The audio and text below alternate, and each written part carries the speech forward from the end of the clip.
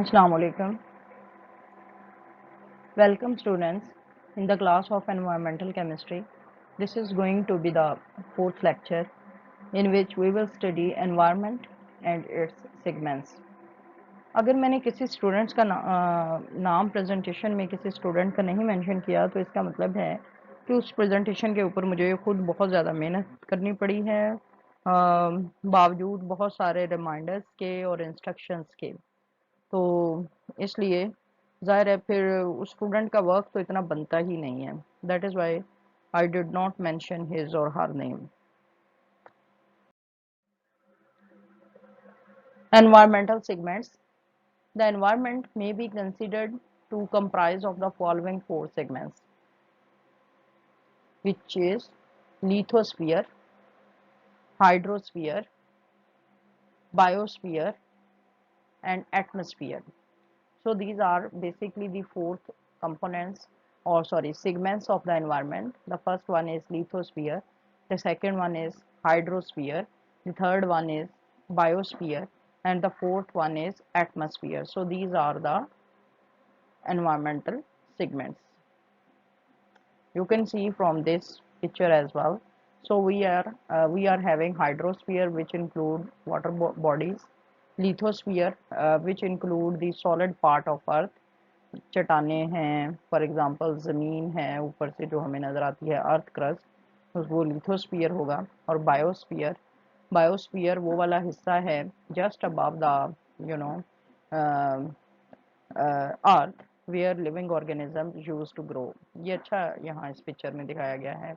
इसके अलावा atmosphere, as the picture indicate, atmosphere include clouds, rain, sun, right. So ये सारे एटमॉस्फेयर के अंदर एग्जिस्ट करते हैं। So the first one is lithosphere. The earth crust consisting of soil and rocks is the lithosphere. The soil is most important part of lithosphere and is made up of organic matter and water. So this all comes under lithosphere. Soil में inorganic, organic component हो सकते हैं और water भी। The main mineral constituents are compounds or mixtures which are derived from the elements of silicon, calcium, potassium, aluminium, iron, manganese, titanium, and oxygen, etc. The organic constituents, these are mainly polysaccharides, organic compounds of nitrogen, phosphorus, and sulfur, sugar, and humic materials. So these are the organic constituents of lithosphere. Okay? The organic constituents, even though form only around 4 to 6% of lithosphere, they are responsible for the fertility of soil and hence its reproductivity. तो आपको पता है हमारे पास दो तरह की reproduce होती है, दो तरह की प्रोडक्ट्स होती हैं। एक को हम बोलते हैं ऑर्गेनिक प्रोडक्ट, और जो ऑर्गेनिक प्रोडक्ट होती है, ऑर्गेनिक वेजिटेशन होती है, उसमें हम ऑर्गेनिक फर्टिलाइजर्स जो हैं वो यूज़ करते हैं। और ऑर्गेनिक फर्टिलाइजर्स में हम इनऑर्गेनिक यानी या केमिकल फर्टिलाइजर्स उनका यूज़ नहीं होता, बल्कि हम जो ग्रोथ लेते हैं उसमें सिर्फ हम ऑर्गेनिक फर्टिलाइज़र, ऑर्गेनिक मटेरियल ही यूज़ करते हैं। जैसे पॉलीसेक्राइड हो गया, ह्यूमस हो गया, ठीक है, which is actually the decomposition product of plants and animals, right. तो हम वही पौधों की ग्रोथ के लिए यूज़ करते हैं। उससे क्या होता है कि हमारे पास ग्रोथ, फॉर एग्जांपल अगर कोई वेजिटेबल है तो वो इतनी ज़्यादा नहीं होती, लेकिन एक तो उसका जायका बड़ा अच्छा होता है, और दूसरा क्या है कि उसमें ज़ाहिर है इनऑर्गेनिक केमिकल्स नहीं यूज़ हुए होते और इस वजह से वो हेल्थ फ्रेंडली ऑर्गेनिक प्रोडक्ट्स होती हैं। तो यूके में actually during my studies we have notice this thing. वो लोग बड़े क्रेजी हैं इस चीज़ के लिए कि कौन सी ऑर्गेनिक प्रोडक्ट है और कौन सी इनऑर्गेनिक। इवन के गोभी का जो फूल ऑर्गेनिक ओरिजिन का होता था, उसका साइज छोटा होता था लेकिन उसका टेस्ट बड़ा अच्छा था, और प्राइस में मतलब आधी आधा आधा फर्क था। यानी अगर इनऑर्गेनिक जो वेजिटेबल्स जो बड़े बड़े फार्म के ऊपर मतलब उनकी ग्रोथ होती थी, ठीक है, और टन्स के हिसाब से उनकी ग्रोथ होती थी, ना सिर्फ ये कि वो साइज में बड़े होते थे, बल्कि उनकी प्राइस भी, फॉर एग्जांपल गोभी का अगर एक फूल 1 पाउंड का आता था, तो ऑर्गेनिक जो कॉलीफ्लावर था उसका एक फूल उससे साइज में आधा होता था और होता भी 2 पाउंड का था, लेकिन वैसे वो बनता बड़ा टेस्टी था। फर्क तो था। अच्छा जी। The clay minerals and humans supply essential trace elements to plants. तो ये जो है ना, अगेन उन्होंने किस तरह से जो ट्रेस एलिमेंट्स प्लांट्स के सप्लाई किए जा सकते हैं, जो कि लिथोस्फीयर में हैं, जो क्ले मिनरल्स हैं, ठीक है। इसके अलावा ह्यूमंस भी they supply essential trace elements to plants, plants के लिए जो एसेंशियल ट्रेस एलिमेंट्स हैं वो प्लांट्स को सप्लाई करते हैं। अब ये वाले जो हैं मिनरल पार्ट, कुछ कंपोनेंट्स ऐसे होते हैं जो प्लांट्स को बिल्कुल ट्रेस अमाउंट में रिक्वायर्ड होते हैं, लेकिन वो ज़रूरी होता है। For example, if I am not wrong, ये जो क्लोरोफिल जो है, यस, उसके लिए मैग्नीशियम बड़ा ज़रूरी है क्लोरोफिल की प्रोडक्शन के लिए। तो मैग्नीशियम जो है, अगर उस सॉइल में उसकी मिकदार कम है, तो ज़ाहिर है फिर हमें फर्टिलाइज़र एक ऐसी यूज़ करनी पड़ेगी जिसमें हम प्लांट को ये ट्रेस एलिमेंट मैग्नीशियम जो है प्रोवाइड कर सकें। इसके अलावा निकल वगैरह है, वो भी ट्रेस अमाउंट में प्लांट्स को रिक्वायर्ड होते हैं। मैग्नीज है, तो वो फिर ह्यूमन, ज़ाहिर है इंसान ही प्लांट्स को प्रोवाइड करेंगे।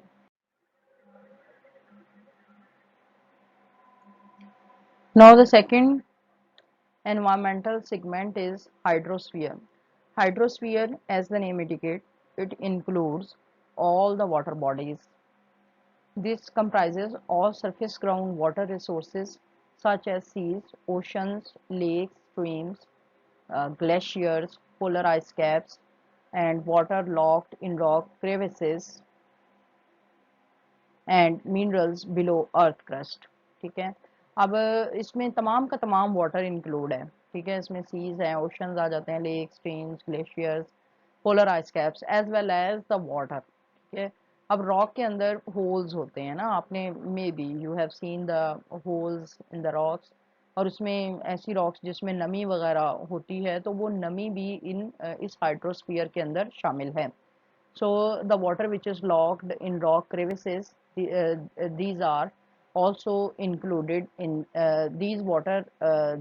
This is also included in the hydrosphere. ठीक है. The distribution of water among these resources, ocean and seas, they constitute 96 to 97% of the water. So you can see that 97% of water, this is enclosed in the form of oceans and seas. And then glaciers and seas, they have 2 to 3%. Fresh water, less than 1%. This fresh water, this is the water which is available for drinking. The water locked up in the oceans and seas is too salty and cannot be used directly for human consumption, domestic, agricultural और industrial purpose. So 97% जो water है वो humans को available ही नहीं है, because this is too salty to use. So this is not available for domestic, agricultural or industrial purpose. Only less than 1% of water is available for human exploitation. तो water की बड़ी कदर करनी चाहिए। पहले ही लेस देन 1% वाटर जो है वो अवेलेबल है। Water is considered to be a common compound with unknown properties due to hydrogen bonding. Wow, अभी तक वाटर की पूरी प्रॉपर्टीज तक नहीं पता चल सकी। Without hydrogen bonding, water would have boiled at -100 degree centigrade, making life impossible on the earth. तो ये बहुत बड़ी प्रॉपर्टी है। अगर हाइड्रोजन बॉन्डिंग ना हो तो वाटर जो है, मतलब अब देखिए ना, ये बहुत ही कम टेम्परेचर है, -100 डिग्री सेंटीग्रेड पे बॉयल करेगा, और इस वजह से हाइड्रोजन बॉन्डिंग अगर ना हो तो लाइफ ही पॉसिबल नहीं है ज़मीन के ऊपर। Because of hydrogen bonding, water is a liquid at room temperature with melting point of 0 degree centigrade and boiling point of 100 degree centigrade at 1 atmospheric pressure. So we know, actually we as chemists know very well this point, that this is because of hydrogen bonding, that melting point of water is 0 degree centigrade and boiling point is 100 degree centigrade. Now we have the third segment, sorry, of environment, which is biosphere. As we know, biosphere is the region including the Earth's surface where life exists. The portion extends from 10,000 meter below sea level to 6,000 meter above sea level. So these are the limitations of biosphere के below sea level 10,000 metre से लेकर above sea level 6,000 metre तक biosphere exist करता है. Life forms do not exist outside this zone.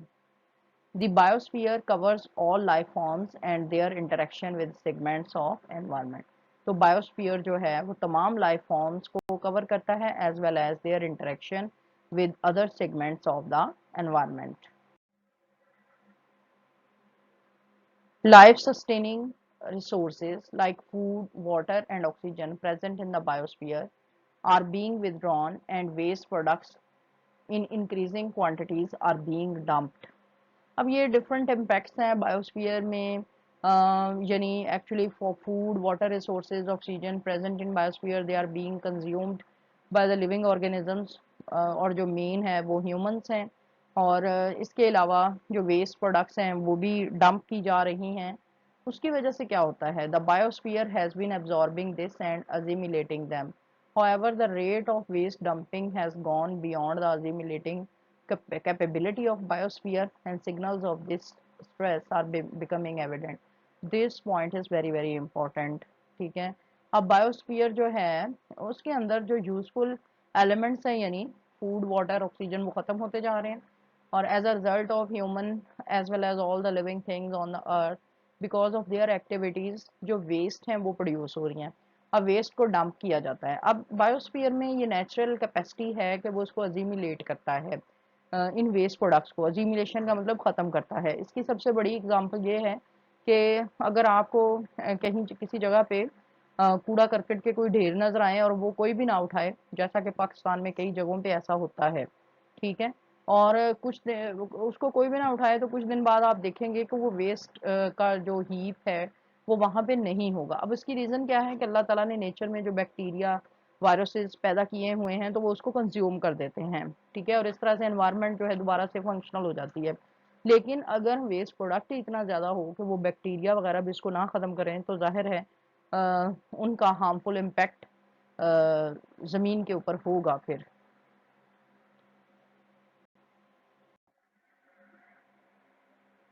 now we have the fourth segment of environment which is atmosphere. The atmosphere comprises of a mixture of gases which act as protective blanket of gaseous surrounding earth. तो atmosphere this is combination of gases जो कि protective blanket के तौर पर act करती हैं जिन्होंने अर्थ को सराउंड किया हुआ है it protects from hostile outer space environment अच्छा अब एटमॉस्फेयर के अंदर ओजोन भी होता है तो ये ओजोन जो है हॉस्टाइल आउटर स्पेस एनवायरनमेंट यानी सूरज से फॉर एग्जांपल जो हार्मफुल रेज आती हैं ओजोन लेयर हमें उससे प्रोटेक्शन देती है और ozone layer this is actually the part of atmosphere atmosphere this extends up to 500 kilometre above the earth surface तो earth surface of course biosphere के बाद यानी अर्थ सरफेस सी लेवल से ऊपर 6000 नैनोमीटर तक बायोस्फीयर है और उसके बाद जाहिर है फिर एटमॉस्फेयर शुरू होगा जो कि 500 kilometre above the earth surface तक एटमॉस्फेयर का केज है ठीक है so this is important from practice MCQs point of view कि आपको ये वाले पैरामीटर्स जो हैं ये याद होना चाहिए कि एटमॉस्फेयर जो है वो एक्सटेंड करता है 500 किलोमीटर तक and biosphere as we have seen in the previous slide 10,000 nanometer below sea level that biosphere extends from 10,000 meter sorry below sea level and 6,000 meter above sea level ये biosphere का circle है so now we will discuss the composition of the atmosphere and first we will see the composition of major components in the atmosphere which include nitrogen 78%, and this we know from very beginning. हम शुरू से छोटी classes में ही हमने पढ़ा है nitrogen atmosphere के अंदर 78% है, ऑक्सीजन 21% है, और वाटर वेपर्स की जो लिमिट है वो 0.1% से लेकर 5% तक है। तो इसमें देखें, आप देख सकते हैं नाइट्रोजन जो है उसकी मिकदार सबसे ज़्यादा है, ऑक्सीजन भी काफ़ी मिकदार में है which is 21%।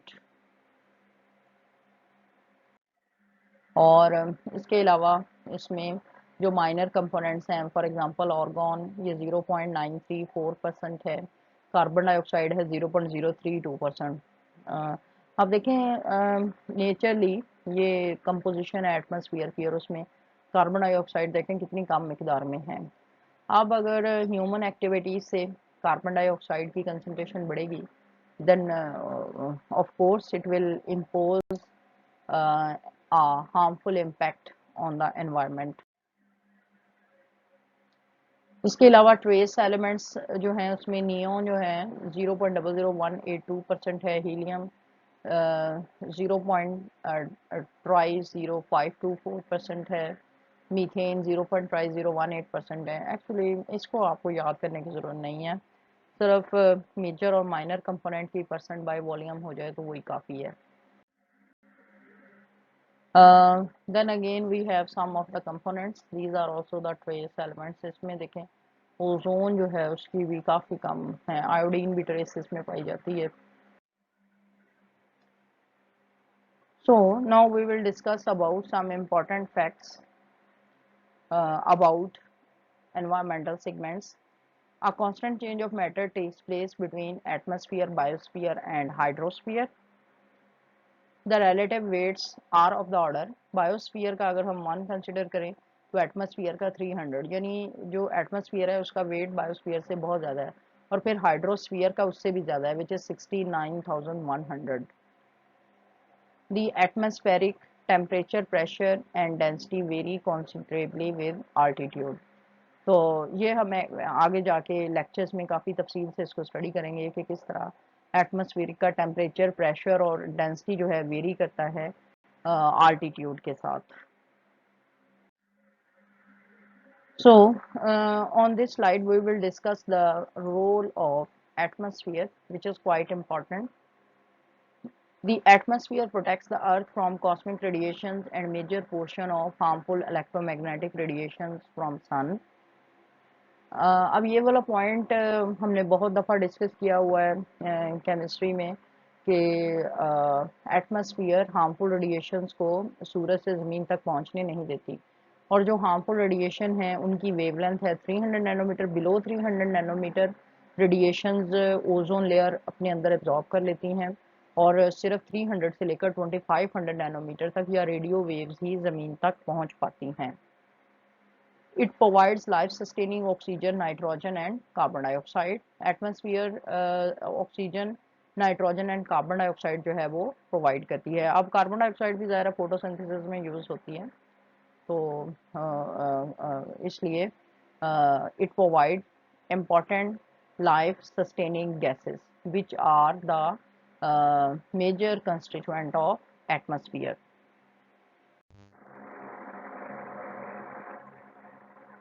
On this slide we will continue the role of atmosphere।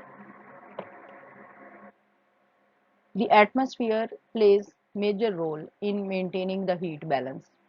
Atmosphere heat balance को मेंटेन रखती है अर्थ के ऊपर। जो एटमॉस्फेरिक सेगमेंट है वो किस तरह से कि जो आईआर रेडिएशंस